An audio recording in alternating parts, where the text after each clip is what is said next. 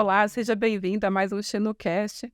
Hoje estamos aqui com duas companhias, estamos com o Dr. Fernando Santiago e com Alex de Souza Medeiros, que é DPO e Compliance Officer da MRV & Co. Alex, muito obrigada pelo convite, Dr. Fernando Santiago, aí por compor a mesa. Acho que hoje a gente vai ter um bate-papo bem legal falando sobre privacidade, proteção de dados e todos os desafios aí que os DPOs das grandes empresas enfrentam no dia a dia. Alex, tem muita gente que não conhece tão bem o Grupo MRV, qual a complexidade, né, do grupo. Será que você pode contextualizar um pouquinho para a gente? Claro. Bom, primeiro, boa tarde a todos. Agradeço pelo convite, agradeço tanto o doutor Fernando quanto você, Yara, pelo convite de estar aqui podendo, compartilhar com vocês aí algumas experiências, alguns desafios, e começando aí respondendo a tua pergunta, até para contextualizar todo mundo que está nos assistindo, a MRV & Co. é um grupo, é um conglomerado de hoje 5 empresas. A MRV foi fundada há 43 anos atrás, é uma empresa de origem mineira, foi fundada em 1979, começou como toda empresa pequena com uma origem familiar, com um sonho de um fundador e ousado, e com os passados anos ela foi crescendo, foi ganhando mercado, abriu seu capital em 2007, e aí ela foi abrindo seu portfólio de opções aí de moradia, de habitação. Tanto é que a MRV hoje é uma plataforma habitacional. Então a gente está falando de uma empresa hoje que tem 20 mil funcionários diretos, quase que a mesma quantidade de indiretos, então ela tem uma certa relevância aí quando a gente fala de geração de emprego, de pagamento de impostos e de, querendo ou não, de presença na sociedade como um todo. Bom, a gente está presente hoje em mais de 160 cidades do país, dos 27 estados da federação estamos em 22, então a gente tem aí também uma dispersão geográfica desafiadora, vou colocar dessa forma. Essa é a palavra. Essa é a palavra. E aí, enfim, esse é um pouco da empresa, então hoje é a maior consultora e incorporadora da América Latina, e aí quando a gente traz essas novas empresas do grupo com portfólio, a gente tem inclusive uma amplitude maior sobre isso. Falando um pouquinho, até para contextualizar, o conglomerado aí da MRV & Co, ela é composto pela MRV, que basicamente o mercado da MRV é para a construção de habitações mais econômicas, para atender aí programas habitacionais governamentais ou até pessoas com rendas até 2, 3 salários mínimos, o grande foco. Temos também aí a Resia, que é a nossa subsidiária, inclusive, que atua hoje no mercado americano. Que legal. A gente hoje atua na Flórida e no Texas, mais especificamente, e aí as cidades eu não vou lembrar todas aqui, mas de qualquer maneira o business da Resia é diferente, ela é uma construtora incorporadora que ela constrói empreendimentos em locais estratégicos, centrais, enfim, até para o público americano que sai de casa aos 16 anos, então ela não vende apartamentos, ela aluga apartamentos, ela constrói e aluga, e depois de um tempo, depois que ela recupera aí, vamos dizer assim, o investimento feito, há uma negociação para um fundo investidor internacional administrar aquele patrimônio.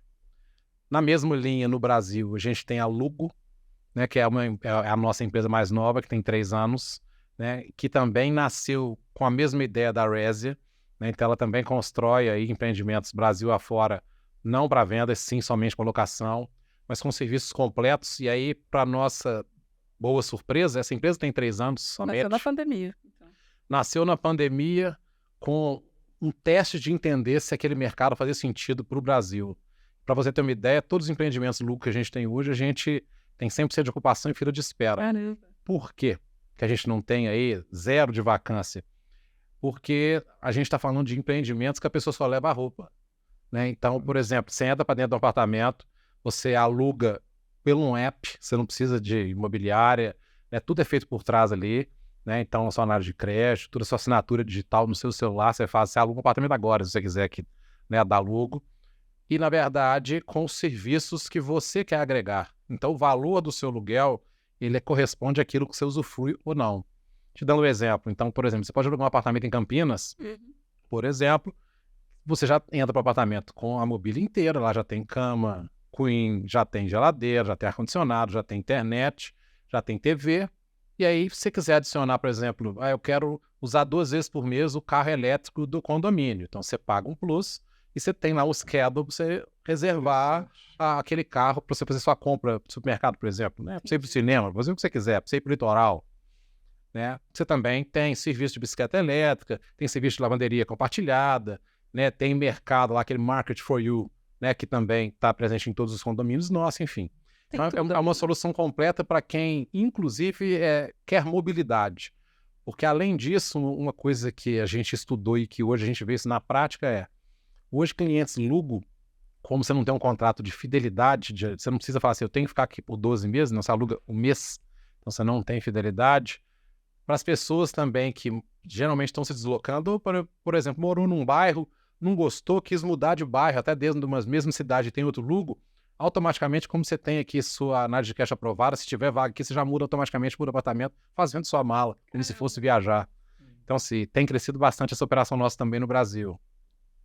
Temos também a Urba, né, que é a nossa subsidiária, que hoje, querendo ou não, ela está mais presente nos grandes terrenos, longe dos grandes centros, para quem está procurando aquelas soluções de condomínio fechado.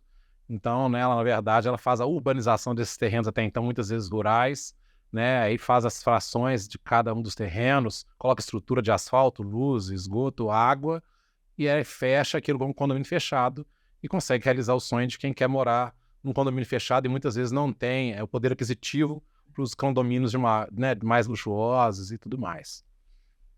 E, por último, a Ascensia, que na verdade é um braço da MRV & Co, que está mais focado em médio alto padrão, aí são empreendimentos que a gente tem, inclusive, construindo um em Belo Horizonte, aqui agora, em São Paulo, não vou me lembrar de todas as localidades, mas que aí são apartamentos já de 450, de 500 mil reais, pensando num público mais classe média. Não, muito bacana, eu tenho certeza, se a gente conversar com o Alex de novo daqui a 3, 4 meses, ele vai trazer mais umas 3 empresas nessa lista, né? Eu aqui já tô querendo virar cliente aqui dessas empresas. Alex, mas passando aqui um pouquinho para a parte de proteção de dados, enquanto DPO, você responde por todas essas empresas? Sim. É muita coisa, a gente está falando de muitos colaboradores, terceiros também, clientes. Como que a proteção de dados ela é encaixada nessa estratégia do grupo? Pois é. Lá atrás, com o advento da lei, e a gente foi super feliz, né? Como tudo que é novo, né? Brasileiro é meio cético, ou então gosta de correr risco e deixar para cima da hora. Né? Assim, a gente viu um movimento que a gente ainda bem que não seguiu, de muitas empresas de entender que eu posso postergar as minhas adequações, por mais que a lei já estivesse estabelecida, porque as nossas sanções não estavam ainda válidas, enfim, muita gente fez esse movimento. E a gente entendeu que a gente não deveria seguir esse movimento por 2 motivos. Primeiro, porque a gente é uma lei, não tem o que discutir, né? A gente entende que os direitos dos titulares de dados têm que ser respeitados mesmo. Hoje a gente entende isso independentemente da lei. Né? Então a gente tinha um trabalho grande a fazer, até pelo tamanho da corporação. Né? Quando você tem um barco menor para você virar o leme é uma coisa. Né? Quando você tem um barco desse tamanho, você tem que planejar, porque senão vai dar errado. Então, desde lá de trás, a gente procurou aí assessoria, né, de quem pudesse fazer um bom trabalho de referências mercadológicas, mas uma coisa que eu sempre defendi lá à frente dessa cadeira, e que é o que eu acredito muito e fica para quem está nos ouvindo, eu acredito muito naquele modelo consultivo que ele, ao invés de trazer um pacote, ele primeiro te conhece. Né? Então ele chega e entende quem é você, qual que é o seu momento de empresa, como funciona seu negócio, ou seus negócios, no caso do nosso grupo, né? Qual que é a dispersão, qual que é o tipo de público, qual que é o seu público administrativo, qual que é o seu público mais offline, né? Que é o nosso, quem está presente nos nossos canteiros de obra, por exemplo, né? Que a gente tem, inclusive, se comunicar com linguagens mais simples, mais diretas, né? Para sermos compreendidos. E por trás disso, entendendo o que a gente passa para como é que no dia a dia a gente opera. E aí, quando a gente começa a passar para o como e a gente foca nos dados pessoais, naturalmente a gente consegue sair dali com o to-do, do que a gente deveria lá atrás, né? O que a gente teve que ajustar, né? Quais eram as prioridades a serem elencadas, quais eram as primeiras a serem atacadas, e a partir daí a gente definiu aí, né, um planejamento estruturado de como é que seria a nossa caminhada no tema, né, de proteção de dados pessoais.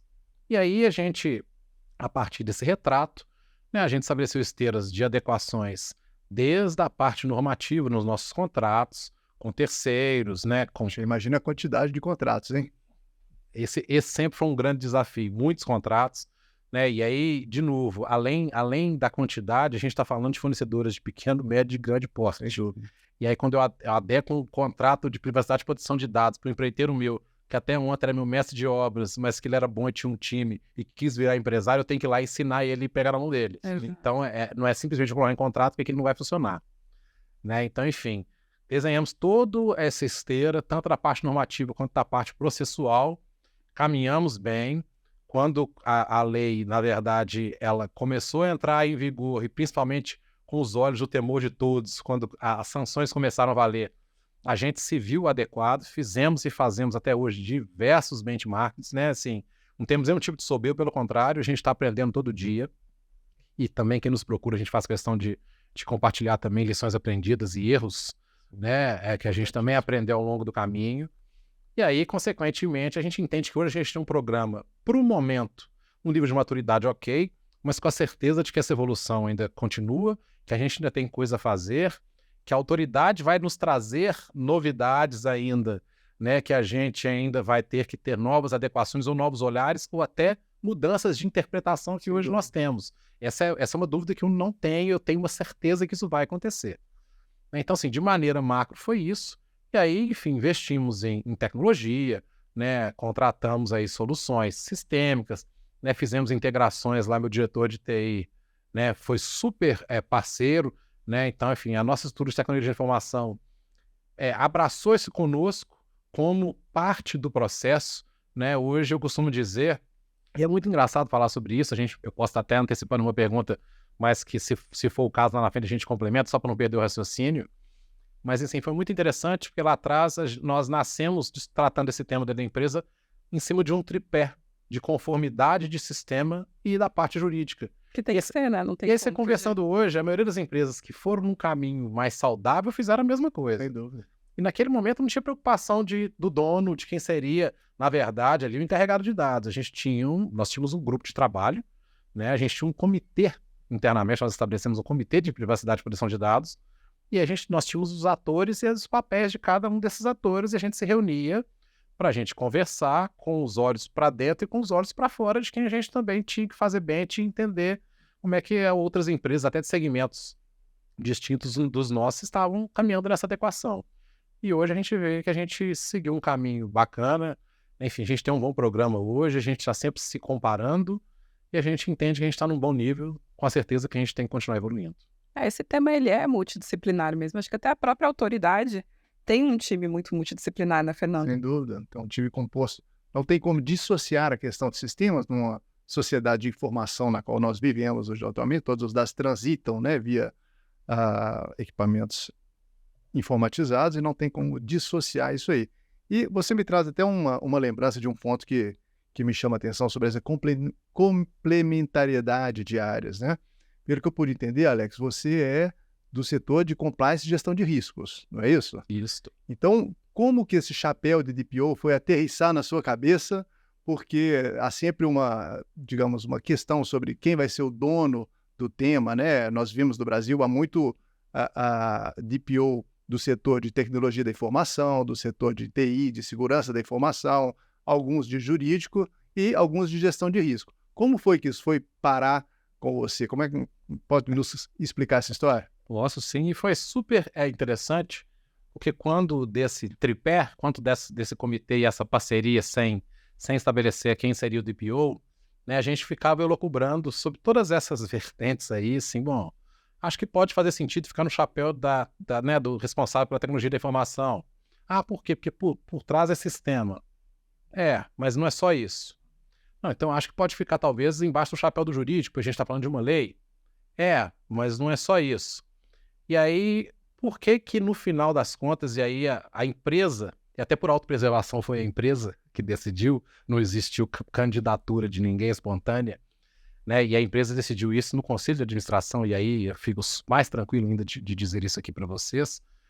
Qual que é a lógica que a empresa usou? E, sinceramente, eu vejo que ela foi assertiva. Eu mesmo não tinha pensado nisso na época, né, como partícipe lá vamos dizer assim, do nosso comitê. A empresa entendeu que a pessoa que deveria sentar nessa cadeira, primeiro, ela deveria ter uma sensibilidade de risco, ela tinha que ter naturalmente uma visão e um raciocínio do seu dia a dia na atividade que ela já desempenhava, né, ou na experiência que ela já carregava, de visão processual. E aí, juntando essas duas coisas, ela tinha que ter também profundo conhecimento da organização. Porque no final a gente está falando de adequação de processos, né, inicialmente de construção e adequação, porque tinham coisas que a gente não fazia, então era construção, de adequação de outras que fazíamos de outra forma, ou não com o olhar da lei, e consequentemente com a sensibilidade de que se aquilo estava bem feito e não estava simplesmente no básico, porque aquilo poderia ser visto, né, em algum momento, em função de algum incidente de dados ou algo do tipo, como algo que foi feito pro forma. Então, ou seja, tinha que ter um olhar de quem já trazia esse olhar de conformidade para a empresa, porque não, no final das contas a gente está falando que a gente precisa ter essa conformidade, né, nos negócios quando a gente fala de LGPD. E a empresa teve essa interpretação e na época trouxe essa visão, eu compartilho dessa visão hoje, né, até inclusive vejo esse movimento acontecendo em algumas outras empresas com outros colegas sobre a mesma avaliação. E aí me foi feito o convite pelo conselho, né, eu já respondi ao conselho de administração até por independência funcional. E aí, na verdade, eu aceitei com algumas condições, né, enfim, até das cadeiras que você citou, Fernando, e aí é bom para quem está nos ouvindo, e fica a dica, né?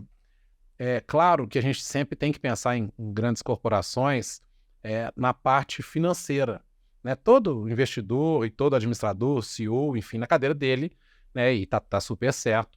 Ele quer uma empresa enxuta, né? Uma empresa que entrega, que tem bons resultados, porque ele equilibra, né, a parte de custo, né, a parte de despesa, né, frente à receita ali, para no final ele obter aí o resultado esperado por ele e pelos acionistas, no caso da MRV, que é uma empresa de capital aberto. E aí, consequentemente, o cuidado que a gente teve para fazer, e foi uma condição que eu coloquei para aceitar, né, e vejo com muito assertivo, é o que eu acredito, na verdade, quando você aceita uma nova função, uma nova posição, sem ter uma estrutura dedicada para tratar aquele tema, você está criando uma sobreposição de atividades com quem você já trabalha. Que acontece muito. Pois é. E para mim isso é um grande erro. Por quê?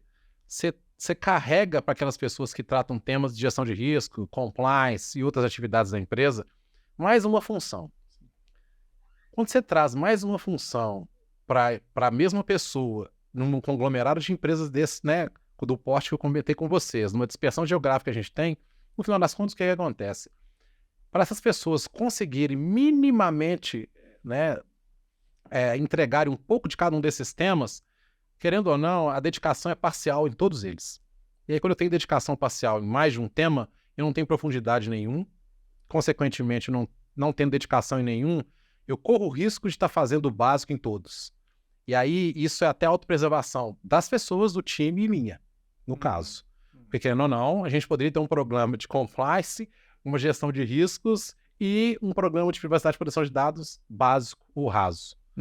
Então, na verdade, a condição que a gente colocou na época e o conselho entendeu, e a gente já fazia isso com essas estruturas que também são independentes. Então, a gente, lá atrás, criou uma estrutura específica com profissionais dedicados que só trabalham com esse tema todos os dias, sem dividir seu tempo com nenhum outro tema. Tem orçamento específico, tem local de trabalho específico e só trabalham com esse tema e nos ajuda a evoluir no nosso programa de privacidade e proteção de dados. É assim que a gente fez. Acho que vai fazer sonhar muita gente, né? Aí eu já vou até emendar com uma outra pergunta que eu queria fazer para você. Você comentou muito bem essa questão da empresa precisar dar lucros, ela ter metas e tudo mais, da questão do impacto financeiro e tudo mais. Você sentiu que a implementação dessas questões de LGPD, de proteção de dados, criação desse time, afetou de alguma forma o negócio negativamente? Vou dizer, por exemplo, eu digo pelos times de marketing, né? É muito comum a gente ter alguns debates com os times de marketing, né, Fernanda? Porque eles tinham também uma cultura de coletar dados de uma certa forma, enfim, de algumas atividades que eles já realizavam. De qualquer forma, né? E aí a gente tem que entrar também numa conscientização. E normalmente eles até aceitam tudo mais, só que aí você começa a ter a base de dados ali de prospects começa de repente a cair, isso começa a gerar, às vezes, alguns atritos. Você sentiu algum impacto nesse sentido? Claro, como todo mundo, né? Enfim, no início da tratativa do tema, após nomeação como DPO, eu fui lá conversar com os colegas, né? E aí explicar quais eram os desafios que a lei trazia e que eram super legítimos, que são super legítimos, né? Então é bom pontuar isso. que eles nunca, eles sempre continuavam a ser pró-business. Na verdade, o nosso desafio era conseguir entender como é que a gente ia ajustar a forma que trabalhávamos, né, para trazer esse pró-business atendendo o que trazia a lei. Então, a gente não era contra business, porque no final das contas, se o marketing não existir, a empresa não vender, o DPO também não existe. Claro. Exato. Né? Então, assim, a gente sempre levou nesse discurso, claro, com todos os receios, mas aí, de novo, e aí, para minha felicidade, como eu já tinha essa independência funcional via conselho, eu tinha o patrocínio do órgão da instância mais alta, né, da empresa. E aí, consequentemente, a gente tomou cuidado de fazer a apresentação do programa, né, do resultado do assessment de quem nos assessorou. E é claro que os principais desafios estavam em marketing comercial, é óbvio, né, enfim, é muito Natural, né? natural e muito comum, mas que a gente teria que pensar de maneiras diferentes. E aí, assim, fomos muito felizes, tivemos poucas resistências, tivemos receios, claro que tivemos. Né, no dia que a gente falou internamente, então era comum as agências que nos atendiam, né, fornecerem bases de dados enriquecidas, o mercado fazia isso, né, enfim. Ainda fácil. Mas assim, de maneira, vamos dizer assim, sem nenhum tipo de receio, de maneira escancarada, né? E era esse o modelo. Né? O nosso corretor bem visto era aquele corretor que tinha uma carteira de clientes. Como assim pensar isso pós-LGPD? Mas aquele corretor já estava na praça e trabalhou clientes em diversas construtoras que veio trabalhar conosco e que, inclusive, sabia os perfis dos clientes, possíveis compradores. Isso era um lindo da questão. E a gente teve que sentar e entender que não dava para ser assim. Tínhamos uma lei que não tinha discussão, ela tinha que ser atendida. E como é que a gente ia se reinventar para a gente continuar perene e continuarmos fazendo negócio. E aí, enfim, conseguimos essa conscientização, mudamos nossos processos, mudamos o nosso meio de conseguir o nosso mailing de clientes, né, para a gente continuar aí trabalhando com os nossos leads, né, ou seja, os prospects, aqueles que a gente quer oferecer nosso produto. E aí a gente também começou a ver que o sofrimento inicial, o receio inicial, ele foi ficando menor a partir do momento que houve um entendimento que o mundo está cada dia mais digital e menos analógico.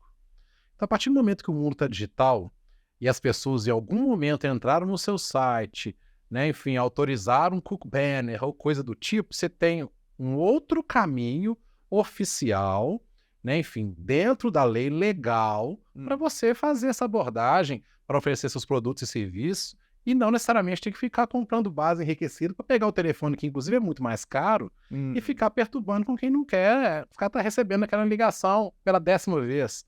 Então, de novo, também foi muito disruptivo.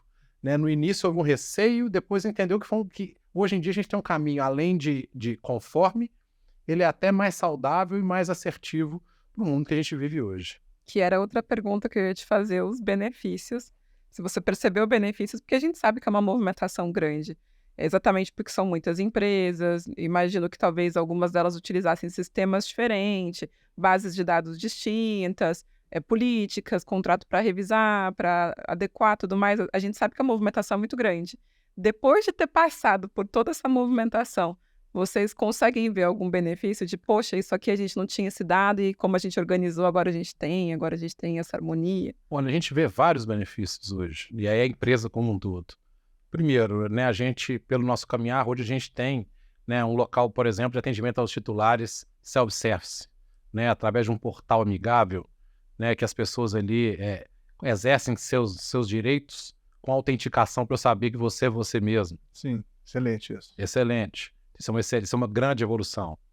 Segundo, as pessoas, quando têm acesso, tanto os funcionários internamente quanto os nossos clientes ou prospects no nosso site, né, acesso às nossas políticas de privacidade, tanto interna quanto externa, tem uma maior clareza de como é que a gente trata aqueles dados, né, e para quê, quais são as finalidades específicas para que a gente trata aqueles dados e quando a gente os coleta, eles têm ciência, né, do porquê e para quê.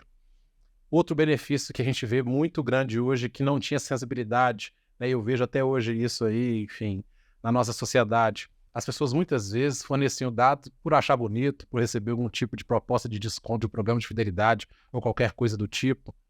E hoje eu vejo que a gente, como corporação, a gente amadureceu entendendo que dado pessoal é um ativo, ele tem que ser tratado de acordo com a finalidade que a gente expôs para aquele titular ou para aquela titular, que nos autorizou a estarmos, né, com aquele dado por alguma finalidade, por algum motivo, por alguma relação que foi construída conosco. E mais, e um olhar que, para mim, pelo menos internamente na empresa, ninguém tinha, e aí foi uma surpresa positiva, né? O meu time hoje, internamente, desses quase 20 mil indiretos e fora os indiretos, não tinham noção da sensibilidade quando a gente fala de dado sensível, né? Quando a gente fala de dado de pessoas de menor de idade, né? Eu não citei, a gente tem o Instituto MRV, então a gente também tem dado de diversas crianças e adolescentes, então assim, não tinha esse olhar.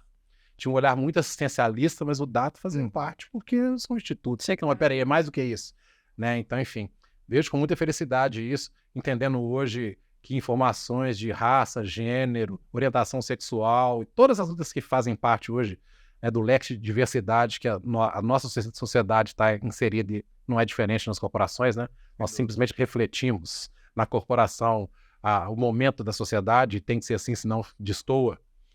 Eu vejo com muita felicidade que hoje as pessoas têm essa noção de importância, né, de necessidade de zelo, né, e de utilização responsável dos dados no desempenho do dia a dia das suas atividades. Muito legal.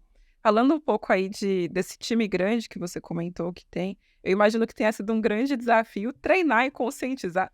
Tenha sido não, deve ser diariamente um grande desafio, até porque as gerações também vão mudando, né? Então você começa a ter aí o pessoal que já nasceu no ano 2000 aí vindo também para compor a empresa. Como que vocês trabalham com essa questão? Vocês têm uma plataforma? Como é que é feito esse tipo de treinamento? A gente sabe também que as pessoas estão um pouco esgotadas de tanto fazer treinamentos, né? Como é que vocês lidam com isso? Como é que eu posso te falar isso, Yara? Assim, quando a gente fala de treinamento, mais do que treinamento, eu acho que a palavra que mais representa o que a gente busca é aculturamento, né? O treinamento é uma das ferramentas para a gente estabelecer a cultura que a gente quer, né, na empresa, que ela seja estabelecida especificamente falando aqui de privacidade e proteção de dados.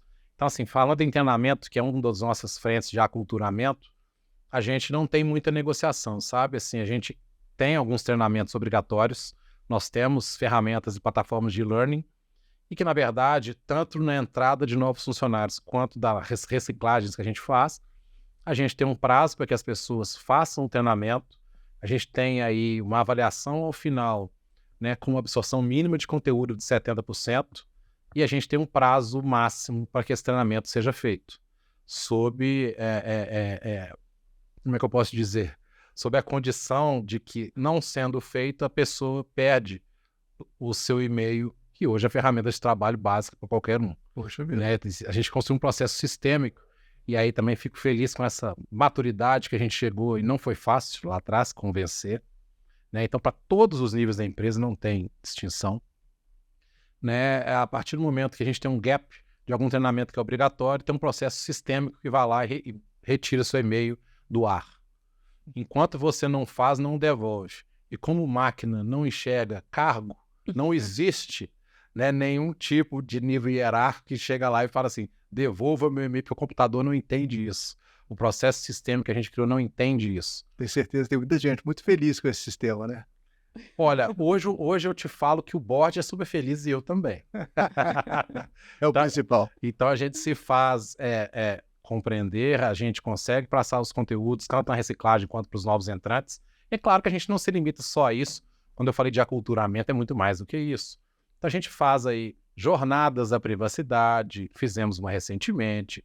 A gente, ao longo do ano, na nossa esteira de comunicação, nós temos aí algumas datas fixas que a gente coloca pílulas das principais informações ou dos principais pilares que a lei traz, com uma linguagem mais simplista para quem não trabalha com o tema, para compreender. Então a gente usa de todas as ferramentas. Então, de maneira digital, eu uso TV corporativa, eu uso intranet, eu uso e-mail, e nos canteiros a gente tem uma outra criatividade, né, de criar esses momentos, né, em reuniões ali de alinhamento nos canteiros de obra para diversos temas, e a gente também insere esses temas para que as pessoas também tenham essa noção, mesmo num mundo mais offline, vamos dizer assim. Ô Alex, deixa eu te fazer uma pergunta, aproveitando esse gancho. E a figura do DPO dentro de uma organização desse tamanho, ela é visível? As pessoas sabem, olha, tem um DPO, existe um DPO, vou procurar o DPO, alguma coisa assim, ou é algo que você tem que fazer um esforço grande para se mostrar e para que as pessoas, de fato, se tem o reflexo de procurar o DPO caso haja alguma questão relacionada à privacidade e proteção de dados? Olha, hoje a gente tem sim essa visibilidade da empresa como um todo e, de novo, posso compartilhar com vocês rapidamente como é que a gente trilhou esse caminho.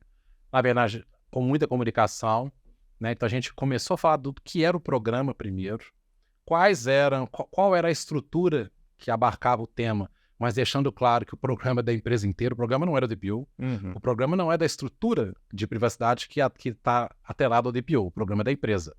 Então a responsabilidade é de todo mundo que está lá, né? Então a gente só está ali como área promotora do tema para auxiliar todos aqueles que tenham dúvidas, seja nas suas adequações do dia a dia, ou seja em dúvidas até no exercício dos seus direitos, né? Então, enfim, a gente deixou isso bem claro, nascemos dessa forma, né? Estabelecemos aí diversas rotinas de comunicação que são perenes, então a gente faz isso esse ano todo, vamos fazer ano que vem, fizemos ano passado, né? E a gente está sempre comunicando e publicizando nossos canais. O que a gente fez para não ficar um fale com o DPO, porque senão fica muito pessoal, aí todo mundo ia querer falar com o Alex, por mais que o dado do Alex está lá na política de privacidade, como manda a lei.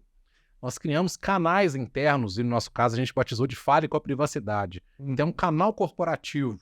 Então, ou seja, Fale é um com o canal... DPO, fale com o presidente. Exatamente, é um canal que é atendido para dúvidas ou para diversas outras questões de análise prévia, e a gente pode falar até aqui de Privacy by Design, né? Enfim, ou seja, as áreas de negócio que querem pensar numa nova solução que leva dado pessoal, como é que aquele não nasce já furado, né? E aí não cria um furo no processo que a gente veio, né, ao longo dos anos aí, deixando mais conforme.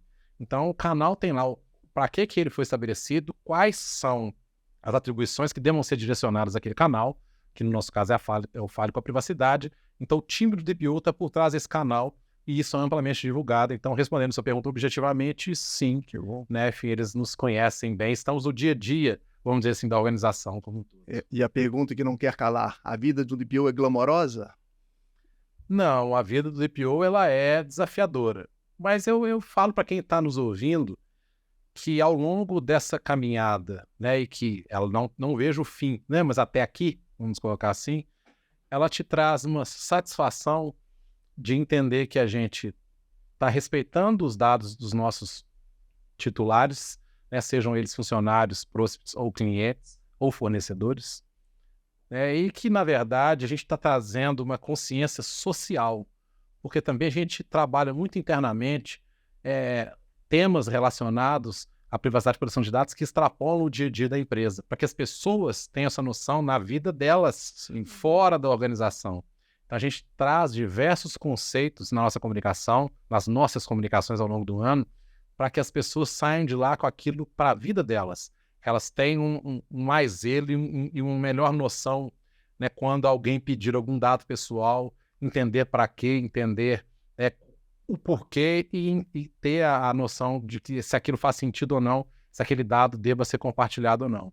Então, eu te falo que a vida não é glamurosa, é desafiadora, mas ela traz uma sensação de dever cumprido até aqui e que temos uma estrada ainda aí para continuar evoluindo como empresa e como sociedade. Ô Alex, eu estou muito ansiosa para saber qual a sua visão como uma pessoa que trabalha com risco, que tem esse background de risco, com relação a incidentes de segurança. A gente sabe que o incidente de segurança é o pesadelo do DPO, né? E eu imagino ali que você deva ter uma complexidade de sistemas, de bancos de dados, de pessoas, enfim, é um grupo muito grande. Como que vocês se prepararam para um eventual incidente? Existem treinamentos, vocês fazem, não sei, simulações? E eu imagino que para você que trabalha com risco, talvez isso tenha até uma abordagem diferente do que outros profissionais, né? Pois é. Na verdade, isso não é um pesadelo para a gente, porque a gente simula esse pesadelo algumas vezes ao ano, né? Enfim, antes de que ele aconteça, porque a única certeza é que todo mundo tem, principalmente no mundo cada vez mais digital, independentemente do investimento da empresa em segurança da informação, né, não existe nenhuma barreira intransponível, né, nesse meio, existe maior ou menor investimento, a verdade é essa. Então, assim, a gente faz diversas simulações, né, ao longo do ano. Nós criamos um comitê de gestão de crises, nós temos um manual de gestão de crises, então nós já temos os atores e atrizes que fazem parte desse comitê, com papéis definidos, desde a comunicação, desde o entendimento daquele incidente, de qual é a origem, desde a avaliação de como é que poderíamos comunicar ou não deveríamos nos comunicar com o pseudo-ameaçador do outro lado, que porventura poderá, né, sequestrar algum dado da MRV&Co, né? Mas, enfim, então fazemos todos esses simulados até para sabermos a reação e não termos, no final das contas, quando isso ocorrer, algo que não seja sincronizado, algo que não seja organizado, que não tenha os papéis definidos de cada um dessas pessoas que compõem esse comitê, para que a gente consiga, dentro do possível, conduzir da melhor maneira possível.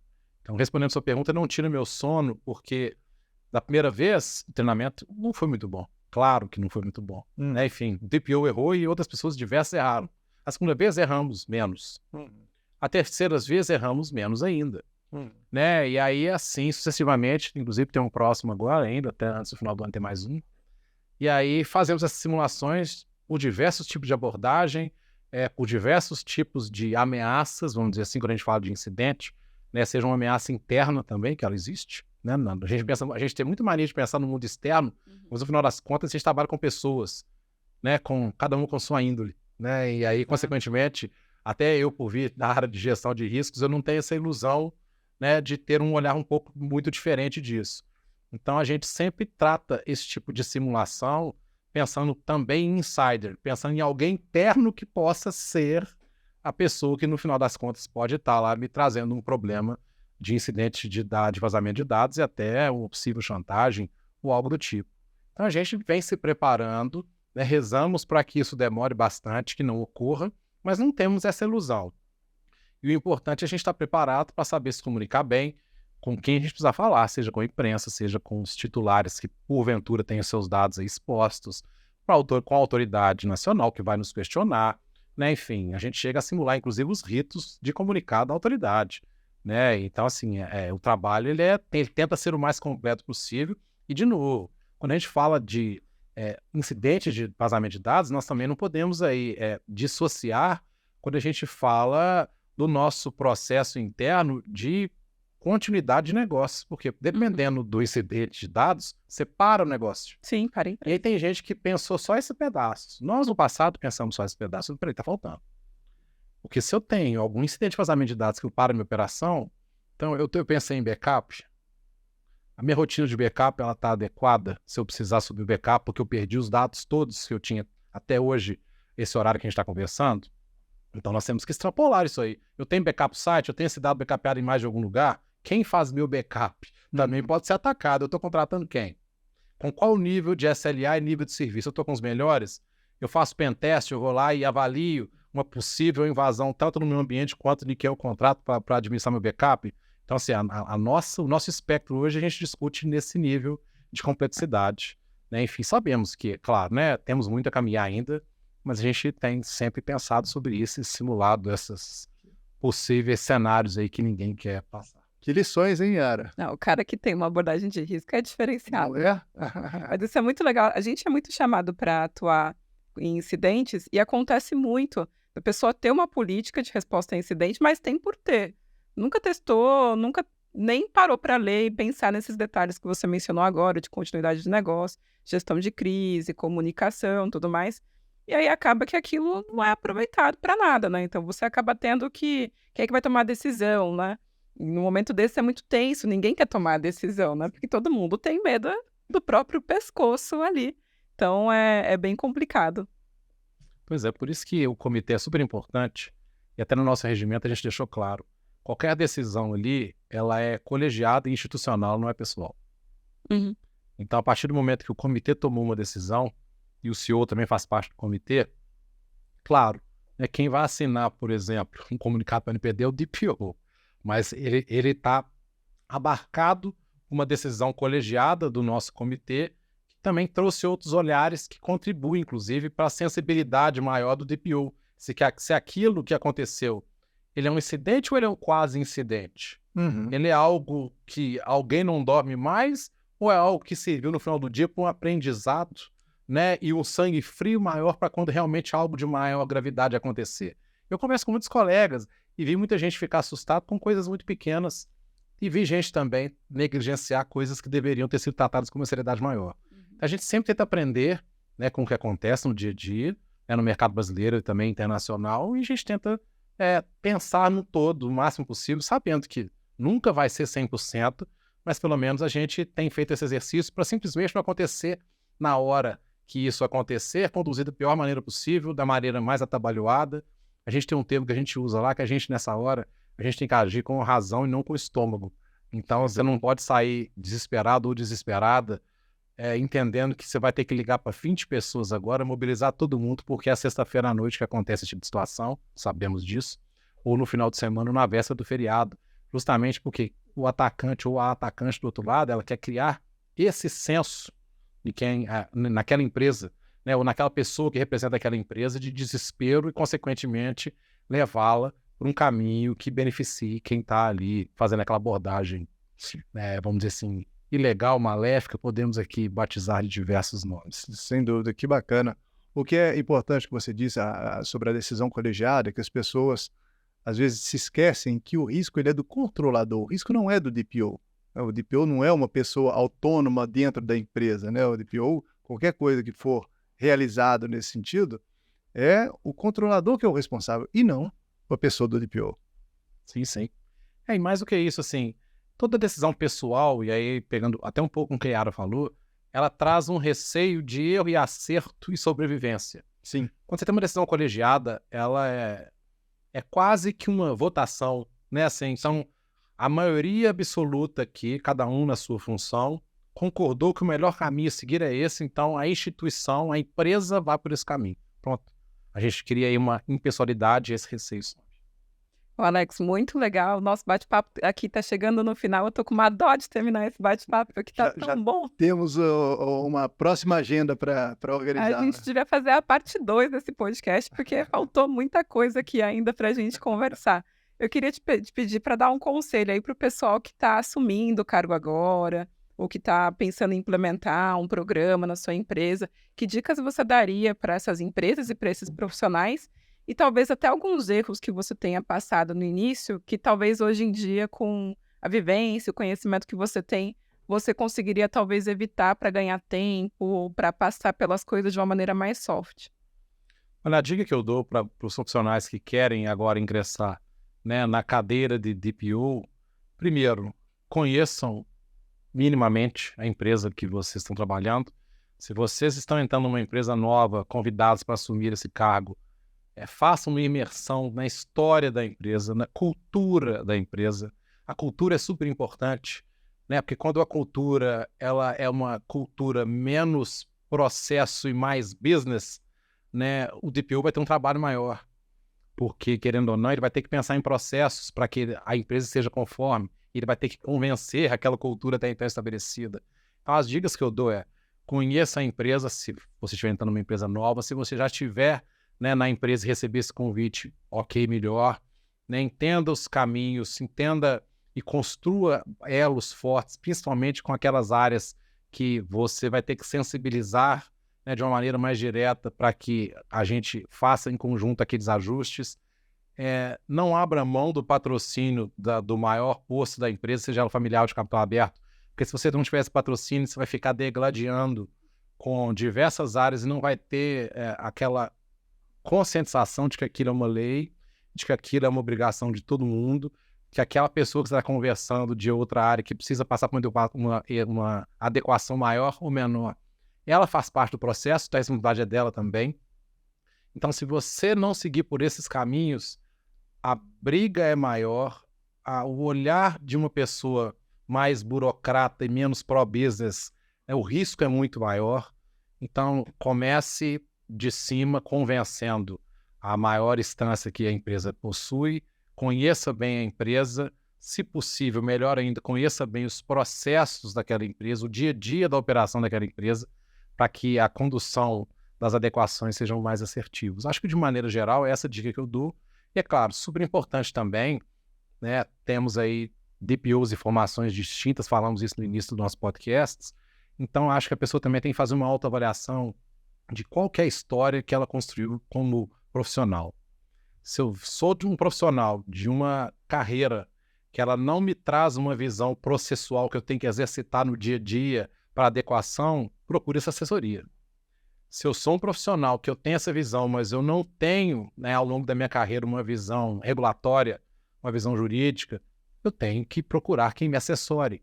Então, eu acho que esse autoconhecimento também é super válido, porque, querendo ou não, a única certeza é que DPO nenhum, de formação nenhuma, tem 100%, né, das habilidades, dos conhecimentos e das competências para trafegar em tudo que é necessário para esse tipo de adequação. Então, eu acho que é se conhecer a empresa que você vai trabalhar e que precisa passar por esse tipo de processo, eu acho que é o básico, é o pilar e o alicerce. Olha, dicas valiosíssimas para vocês que estão nos assistindo ou nos ouvindo, né? Acho que são preciosas, úteis, sigam, que eu acho que é uma parcela importante do sucesso de qualquer DPO, consiste, de fato, em observar esses pontos que você está mencionando. Alex, muito obrigada por ter compartilhado essa aula com a gente. A gente adorou o papo, a gente queria até continuar aqui. Foi um prazer tê-lo aqui conosco e espero recebê-lo novamente. Eu que agradeço, né, o convite, obrigado. Né, enfim, é sempre um prazer, contem comigo. Eu acho que compartilhar lições aprendidas e desafios também, né, que passamos ao longo da nossa jornada, eu acho que a gente melhora o ambiente como um todo. Né, esse tema especificamente, ele nunca é, e não, eu acho que e aí fica a dica de novo, ele nunca poderá ser concorrencial, pelo contrário, eu acho que é todo mundo se ajudando, né, e querendo ou não, agendas como essa, convites como esse, eu acho que é um momento, né, super bacana da gente compartilhar lições aprendidas e também sair com reflexões, provocações, né, enfim, perguntas muito bem feitas e que nos fazem refletir até muito além do que foi respondido, de que realmente é só isso. Eu vou sair daqui também com algumas anotações ali ao lado de fora desse estúdio. Obrigado. Obrigada, doutor Fernando, também, por ter participado desse podcast com a gente. Foi um prazer, Yara. E vejo vocês nos próximos podcasts. Tchau, tchau.